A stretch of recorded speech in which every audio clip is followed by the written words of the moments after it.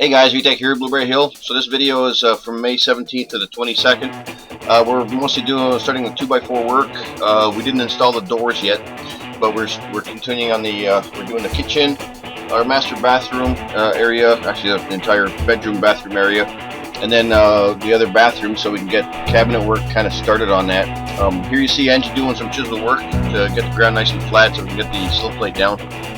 It's not that bad, but the grinder, we ground the floors a few weeks ago. Of course, you can't get into the corrugation of the steel, but anyway, we're cleaning it up so we have a nice flat area. So while we're working, we had a pretty good storm blow through. You can see all the water rushing around.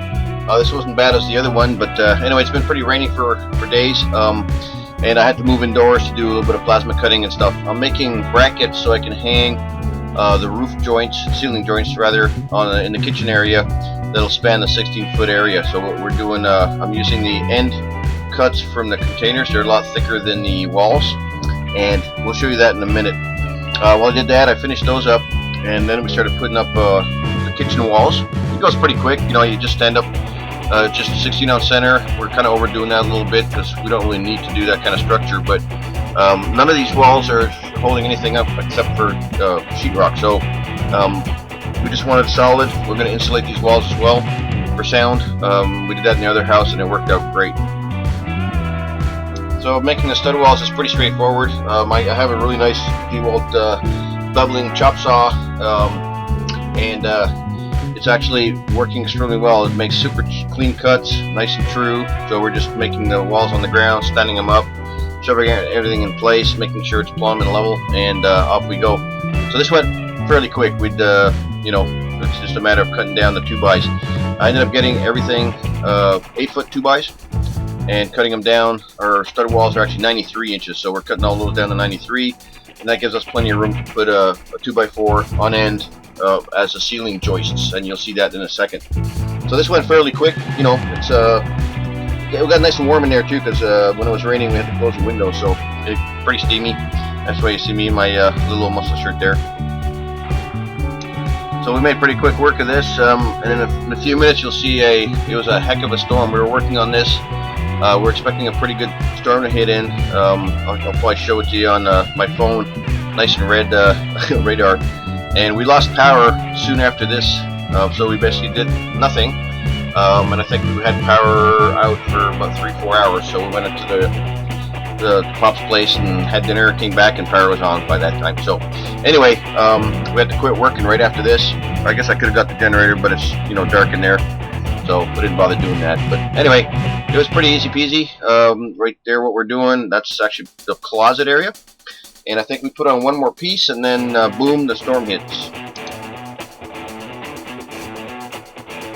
So this was May 18th. This is real time. I didn't speed this up just so you guys can see how much water's coming off the garage roof. You'll see the wind start. Look at the rain that's coming off the shop and blowing around. We did lose a tree right where our water tank is. It still looks like it's still standing. You can see right above the left side of the shop. And that tree actually falls sometime during that storm. We don't know when. It just barely touched the shop, so it didn't damage anything. But you can see the wind speeds there. It got pretty crazy. And yes, the RV front door is open.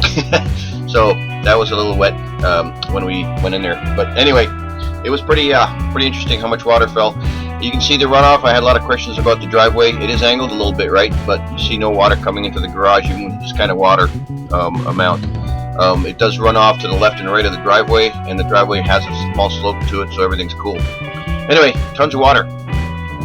Here you see me, we're just watching it. This is sped up now, and then in a second I'll show you the radar image, what we were expecting, or what we got. A little bit of lightning, a couple of clacks were pretty good. There's a little bit of water coming off the roof. Angie ran to the RV where she discovered all the water in there. And it dries out, so whatever. And here's a shot of the radar. Yeah, that just blew over us. It was kind of quick. It just showed up, took the power out. We normally don't lose power out here, so that was kind of interesting. And then around took about 3 hours for it to come back on. So Pop showed up the next day. This is the 19th. We're doing started doing the entryway.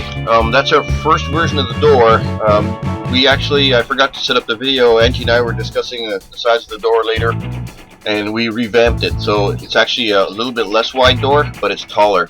So those the header that you see there right now, it's a 4-foot wide door is what that one was. 80 inches, typical door.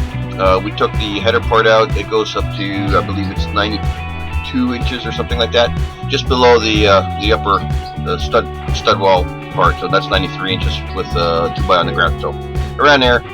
I can't actually remember how high the door is, but it looks much more natural. It feels better, and it will work with the way the closet is right there. You can see the closet. It's about a 5-foot closet. It takes the structure of the container into account as well. I didn't cut any of the corner, the real solid chunks out, so we're just going to work around them and block them out. So this went pretty good. The span is, I believe, 6 feet and 6.5 feet. So we're just putting the 2x right on top of the walls, pounding them in and making them as straight as we can, or plumb with the wall. And then the rest of the ceiling joists, which we'll start in a little bit, are running the other way, with the corrugulations of the ceiling, the container ceiling. So here I was welding on the brackets that are going to hold the 2x4 header, and then the ceiling joists across there. In a second, you're gonna see us putting the header on. I didn't show video of the whole me welding them all on there. It's going to be kind of boring. Anyway, Pop's helping me. Angie's there too. We're just gonna make sure it's all level and proper height from the ceiling, and off we go. So after we did the one on the left side, you can see us putting the joists, the ceiling joists across. I'll call them joists, they're just 2x. We're doing the blocking on the right side against the wall, because of course the sheetrock has to have something to screw to, so we're making, overhang, and then on this side we're using a 2x, so we don't have to hold the things level, the ceiling joist level with the header.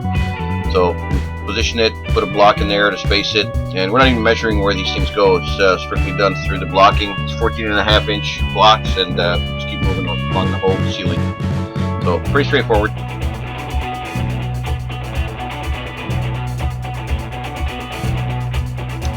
So this whole process, I was jumping from one ladder to the other. Basically put the blocking in place. Angie would hand me the 2x. If you don't want to, I'll be on the other, whichever way. And then we bang in the header part on the left, and then I'd come back and toenail the one on the right side. Pretty easy job. It's fun not having to measure every joist. The blocking saved us on that, and we did made this happen pretty quickly.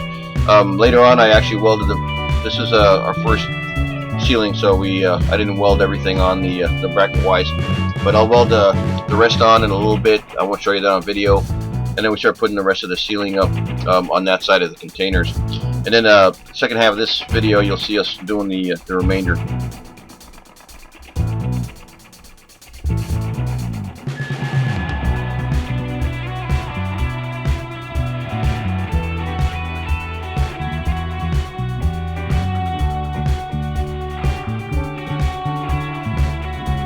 There, we're working on the second half. Just to let you know, the amount of lumber we're using, roughly each two double wide, 2 containers put together. There's 16 on center. That's roughly 30 boards, studs per wall, long ways, and about 15 for the sides, the ends, without any regard to closets and extra walls and stuff. So it's roughly 150 boards for just the walls, not including the sills. And then of course I have to do the ceiling, so the ceiling's another 60. So we're looking at each double wide approximately 220-230 boards. Not a cheap effort. The price of lumber, I got these for $7.93 I believe each, no discount on bulk, from Home Depot. These are also the straightest boards I have used yet. They're Stinson or something like that. They're pretty good. They're a little rougher than other 2x I've used, but they're nice and straight, and very easy to use, very nice. And by the way, Angie's been doing a lot of the cutting, so she does the cutting, and I do the measuring, and then she throws the 2x at me. So it's been working out pretty good that way. Easy peasy. Nail gun's getting a hell of a workout, and we'll see how it all ends up. So May 20th, I'm starting to do the rest of the supports for the ceiling joists and the header, and Angie finished up all the drilling all the holes and that. Pop ground the paint off the panels, and I ground the paint off the container so I can weld them up. So I can actually do that in stages. Yeah, I don't know if I show you that or really not, but or if you'll see it. But I'll see you when I weld steel to steel, not paint, because it makes it really dirty weld. You can see it catches fire in there because the heat gets the primer and paint. There's silicone around the area as well. So, you know, things catch fire here and there, but nothing serious. You can see the smoke coming off there pretty good. That was pretty stinky stuff. I don't really want to breathe it. So once it got a little smokier, I took a couple-minute break. So this is the actually the living room section right above my head. I'm cleaning the end of the torch. Gets all that spotted crap on there when you burn paint. It spits in there. But anyway, for welding and stuff, you want to, you know, the gas to come out nice and clean, etc. Makes good welds. But anyway, so I did every other on 16 on center, did the bracket, and walked across the whole containers, and that was it. So after I did the welding, I was alone. I started doing the simple walls in the master bedroom area. We're trying to, like I was saying earlier, trying to do the kitchen, the master bathroom area, and probably the other bathrooms as well. That's our priority, so we can get the cabinet guy, Derek, to come out and look at them and see what he thinks and give us some kind of a cost. We're going to do a little bit of the work ourselves, but he's going to help us out with the cabinets, and since he's a cabinet maker, I think it'll be a little better, faster, quicker, and we don't mind spending a little bit of money with him and making it all work. So you can see it goes pretty quick. Basically the walls, and you saw me put very quickly. You saw me put the pink stuff on the ground. That's sill sealer. It's just a foam, and that kind of takes care of all the little imperfections in the concrete around the wall there. For the most part, it's flat. When we were grinding it, we did a pretty good job. Here you see me cutting out. I got on the wrong. I got excited and I actually put the 2x where the window is, so I had to cut them out. Fixed all that, you know, and you see the window. And there I'm just measuring where the holes and 2x should go for all that. Bang them up, throw the wall up, and wall's done. That took about, I think, what, an hour and a half or something like that. Pretty quick. So here I'm doing you can see the joint of the containers right there in front of me. I'm doing a little block wall around it, so it looks nice and consistent. This is inside the closet. I use a chisel to make the ground nice and flat. There's a little bit of a cream high-rise there. Put that in place, basically make the block, and then shove it around there and nail everything up. And I do put extra 2x4s for nailing the sheetrock. That's always been something I keep forgetting, but well, not really. I remember, I just didn't want to do it. So then this got nailed, and then I put an extra 2x so you can do mount the sheetrock to every corner of the wall. I'm not going to have like spotted, you know, a couple small pieces of wood to hold the sheetrock. I'm not into that at all. I'd rather have a whole solid piece. It's a little more money for 2x, but whatever. And it'll make a lot more solid corner. So it's coming along. So I started working on the other wall, and I believe Angie shows up around here somewhere. But anyway, this was pretty straightforward. It's just a bunch of 2x4 work. It's almost a one-man job. Angie cut all the stud walls. All the studs are 93 inches, like I was saying. She pre-cut a bunch of them. There she is. And then basically just a matter of snapping them together. And yay! You can see tape on the ground, the blue. So we outlined the hallway. There's a hallway where you see the doorway. It's a 54-inch hallway. And right now I'm working on the walls for the bathroom and the closet. So we make them, put them where the blue tape is. I don't know if you can see the blue tape on the ground, but we already lined everything up that way, so we don't have to measure. And while we're putting up the wall, we put the tape on the ground and just put the wall on top of the tape, so everything's screwed up and ready to roll. I nail it to the other wall first, and then we come back and do the ram set nails into the ground. So.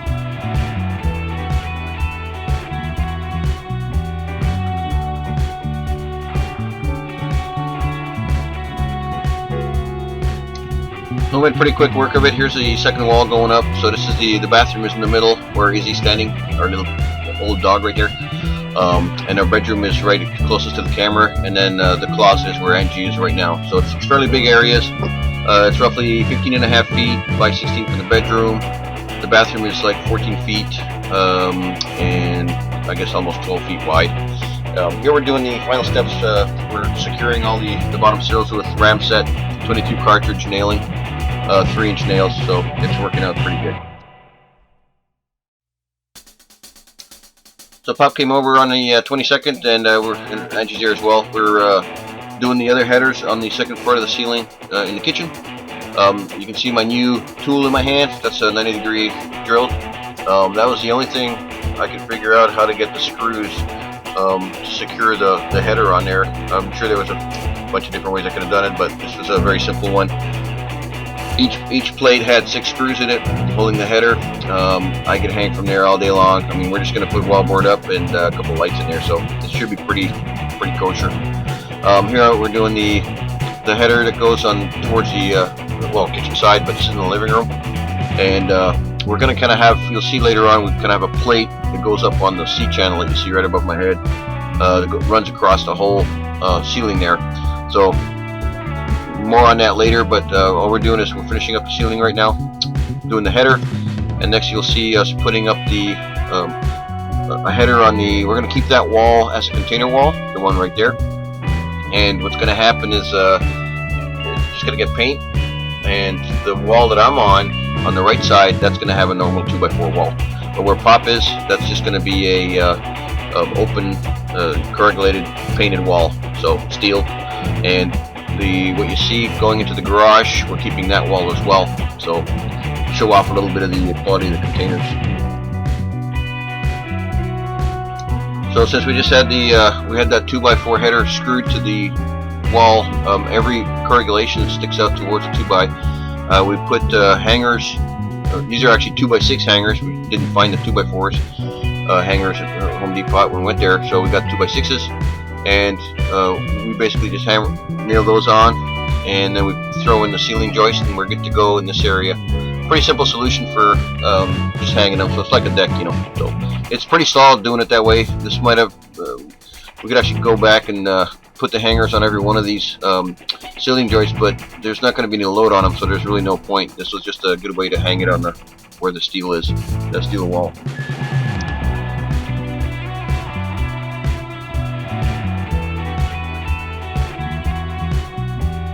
So we were pretty much rocking it out. Angie was doing all the cutting. Pop and I were measuring all the joists. They're not all the same. That they're off, you know, 1/8 of an inch, 1/4 of an inch, depending on where the plate is, etc. So, you know, no big deal. The containers are not 100% square. The plates are probably not exact to the 1/8 of an inch. So, didn't care. We just measured every single one of them, put them up, made them nice and snug. Angie did a great job doing that. She's using the Welding chop saw, and it's working out pretty good. So Papa's on one end holding it. I nailed it on one side and went to the other. I put one nail in there, and then I'm going to go back later on and do a bunch of screws on that side of the 2x4 joist. Something I didn't finish doing yet. May end up doing the hangers on that side too, because that's probably easier to get to. So it is what it is. Anyway, moving along, and we got the entire ceiling done. And then we quit for the day. Yay!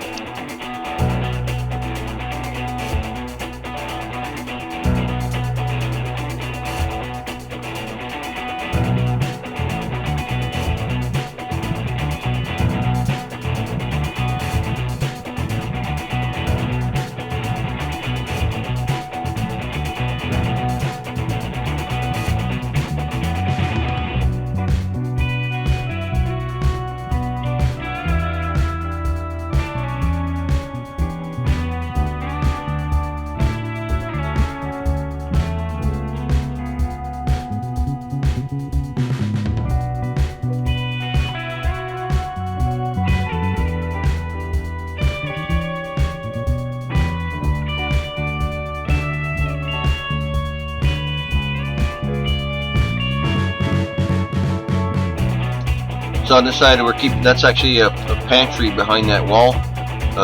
It's roughly 8 feet by 8 feet, but we had to do the same kind of, there are brackets that are welded to that area as well, I didn't do the 2x4 screw to that wall. I guess I could have, but this was an easy solution here. Only three of those plates welded up, so that was easy.